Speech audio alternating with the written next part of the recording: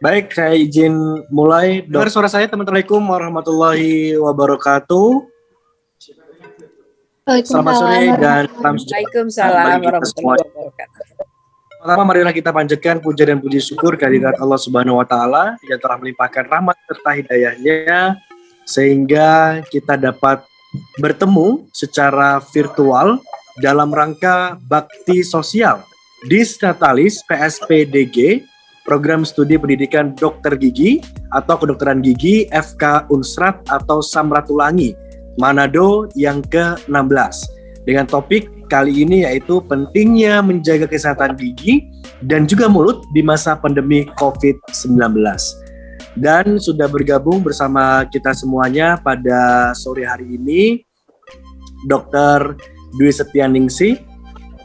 Setianingtyas, mohon maaf, SPPM yang telah bergabung. Terima kasih dokter dan juga teman-teman dari Fakultas Kedokteran Gigi Universitas Sangtua Surabaya yang sudah berkenan juga untuk bergabung secara virtual dalam bakti sosial kali ini. Nah, untuk itu saya akan menyerahkan acara dalam bakti sosial ini kepada moderator. Moderator di sore hari ini akan dipimpin oleh Gigi Bagus. Siang, Dr. Ani atau Dr. Dwi Setianingtyas, dan selamat siang Kak Ki Agus.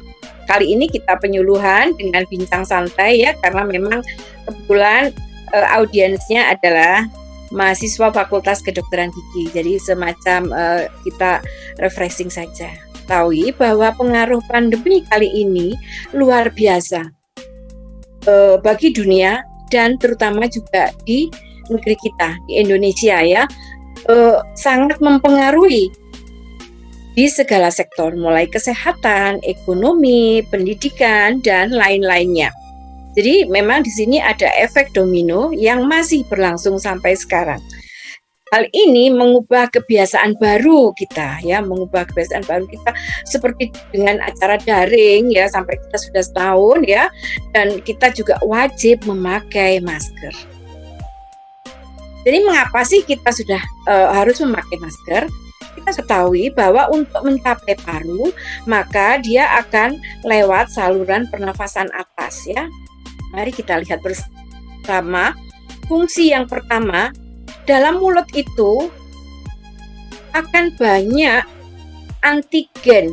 Antigen, apa saja antigen yang bisa kita lewati? Seperti makan, ya, makanan, ikan, telur, ayam, susu, ya, kemudian medicine, obat-obatan, ya, kosmetik, ya, bibir. Jadi lipstik kadang juga bisa menyebabkan alergi, ya.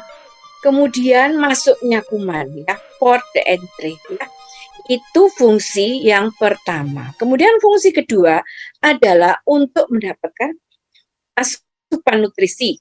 Ya, seperti kita ketahui bahwa fungsi gigi ada 3 kan, giginya ada yang gigi seri, taring, ataupun geraham. Mereka memiliki fungsi masing-masing. Yang gigi seri untuk memotong, ya, yang gigi taring untuk mengoyak makanan, ya, yang terakhir penting adalah gigi geraham. Bayangkan kalau kita tidak punya gigi, ya, kita dalam WHO usia harapan hidup orang Indonesia sudah lebih dari 60 tahun. Sehingga diharapkan kita bisa menikmati makanan sampai usia itu. Kalau nggak punya gigi bagaimana? Iya kan? Kemudian fungsi lain yang tidak kalah pentingnya adalah untuk estetik ya. Di dunia kerja kita wajib tersenyum, ya kan? Tersenyum itu adalah bahasa verbal, non verbal ya. Seperti yang saya tayangkan kelihatan ya, yang satunya senyum dengan gigi yang bagus, ya, yang satunya giginya depan banyak karies, kemudian posisinya dia merongos, ya kan? Estetik itu yang pentingnya. Kemudian apalagi ada yang lupa ya. Jadi kalau di sekolah kedinasan seperti tentara, polisi, pilot, itu gigi depan itu kunci ya. Jadi gigi depan adalah masa depan. Kalau dia gigi depannya jelek, jangan harap bisa jadi perwira, jadi berkah ya. Seperti kita ketahui bahwa gigi depan itu untuk melafalkan beberapa huruf F, T, S ya. Kalau kita bicara giginya nggak komplit, bagaimana ya? Atau memakai gigi palsu kemudian seperti yang kita lihat di lawan-lawan giginya lepas gitu ya. Ya, yang terakhir adalah pipa ya, tapi ini memang tidak spesifik ya. Kemudian tempat perlindungan dari segala macam kuman. Ya, ini tadi baru keluar. Bagaimana sih cara menjaga kesehatan gigi mulut selama pandemi? Ya, jangan lupa SARS-CoV-2 itu banyak di daerah mulut, di saluran pernafasan. Ya, maka sebaiknya dengan menggosok gigi, menyikat lidah, dan flossing menggunakan dental floss untuk sela-sela ya.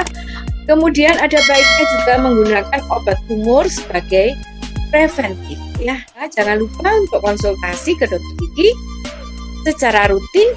Lama ya kira-kira? Coba Alvina, setahun harus berapa kali ke dokter gigi ya kunjungannya? Tahun 2 kali dokter, setiap 6 bulan sekali. Setahun minimal 2 kali ya. Oke, cara menyikat gigi yang benar gitu ya.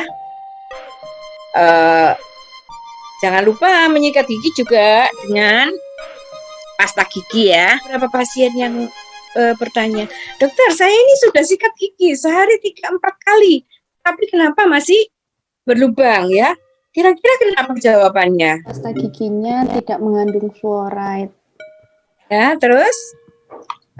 Kemudian cara menyikat giginya tidak sesuai. Cara menyikat giginya tidak benar. Pemilihan sikat giginya tidak benar ya. Yang benar ini seperti ini adalah bulu-bulunya lurus ya. Tangkainya juga lurus ya. Bulu-bulunya kalau sudah jebat semua jangan dipakai lagi, atau 3 bulan sekali harus ganti. Jadi cara menyikat gigi adalah seperti di gambar, semua harus tersikat ya.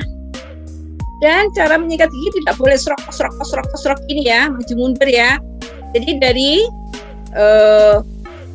gusi ke gigi, berarti dari atas ke bawah untuk gigi atas ya. Lanjutnya seperti itu. Untuk yang bawah ya berarti dari gusi ke gigi ya.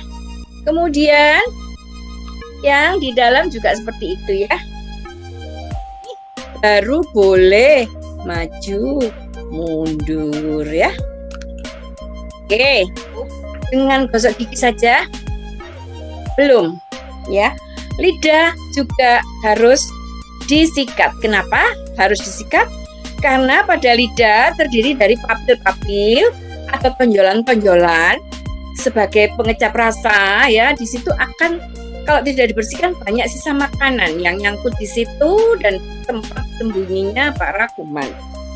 Kemudian di antara gigi dengan gigi itu, sela-sela gigi tidak bisa dijangkau oleh sikat gigi ya, sehingga kita harus memakai dental floss. Oke? Nah, harapannya apa sih? Sebagai mahasiswa Fakultas Kedokteran Gigi diharapkan bisa membantu memutus rantai dari COVID ya.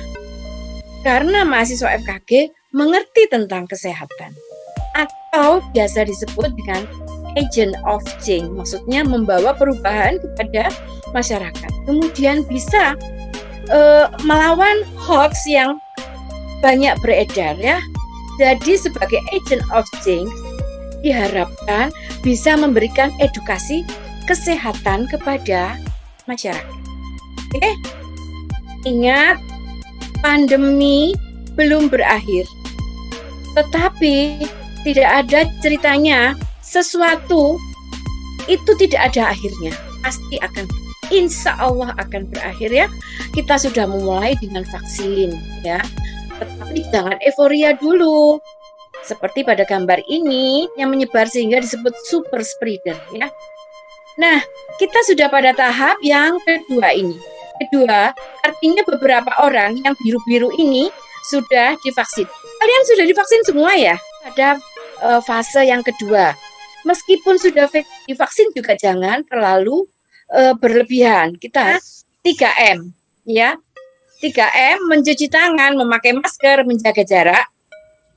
Ya, ditambah lagi 5M, membatasi mobilitas dan interaksi, kemudian menjauhi kerumunan. Tetapi sejak saat ini kita tambah M1 lagi, jadi 6M. Apa itu? Menjaga kesehatan gigi dan mulut. Menjaga kesehatan gigi dan mulut, dokter. Terima kasih sudah mendengarkan ya. Nah, karena karena audiensnya ini adalah calon dokter gigi ya, ada baiknya bagaimana sih dampak bila gigi tidak dirawat?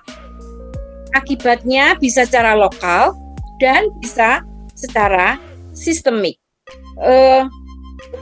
Ulcus decubitus, jadi melukai gusi ya.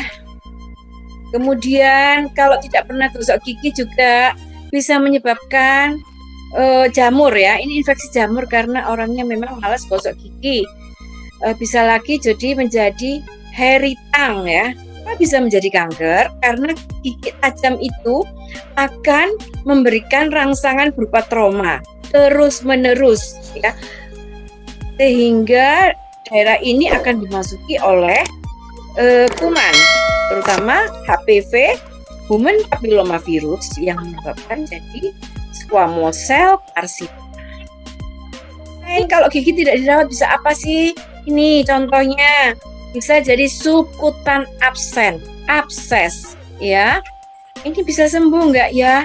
Dia harus diinsisi dari luar, ya.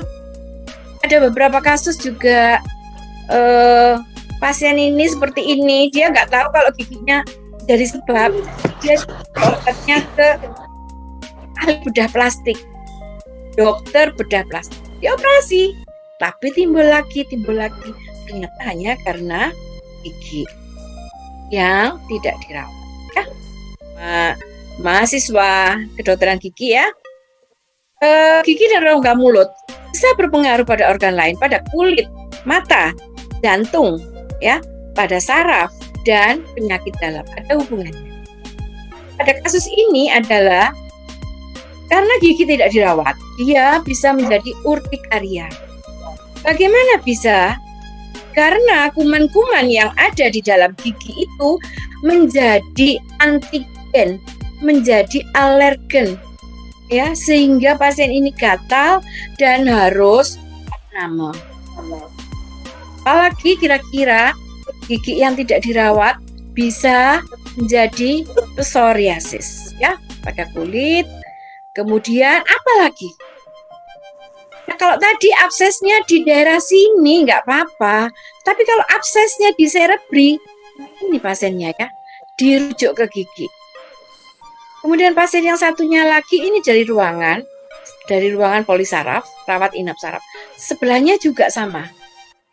Meningitis itu masuk pembuluh darah, kemudian dia jalan karena dekat ya gigi bisa masuk ke otak. Ya, ini juga pasien ini sering pusing sampai di opname.